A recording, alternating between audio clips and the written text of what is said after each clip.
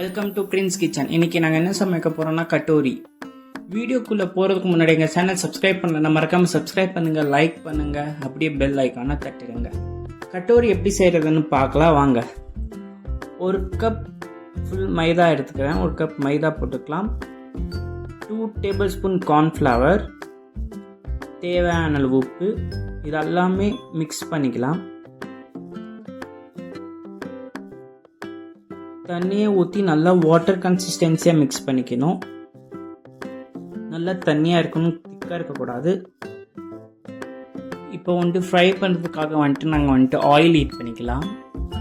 இப்போ நான் 2 கிளாஸை ப்ரீ ஹீட் பண்ணுறதுக்காக வச்சுருக்கேன். அப்படி கிளாஸ் ஹீட் ஆகிறதுக்கு வச்சுருக்கேன். இப்போ டம்ளர் ஹீட் ஆனோன்னே அந்த மாவில் டிப் பண்ணிவிட்டு அப்படியே அந்த ஆயிலை வச்சுடுங்க. இந்த ஆயில் வச்சு அது ஃப்ரை ஆகிட்டால் தானாகவே அது அப்படியே வந்துடும். திரும்பி அதை ஃப்ரை பண்ணுறதுக்கு அப்படியே ஆயிலில் ஃப்ரை பண்ணி வச்சுருங்க.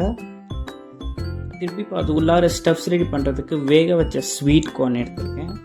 சின்ன வெட்டின வெங்காயம், 1 தக்காளி, தேவையான அளவு உப்பு, 1 டீஸ்பூன் தனி மிளகாத்தூள், 1 tablespoon pepper, 1 teaspoon chaat masala, 1/2 teaspoon amchur powder, இதெல்லாம் சேர்ந்து நல்லா மிக்ஸ் பண்ணிக்கலாம்.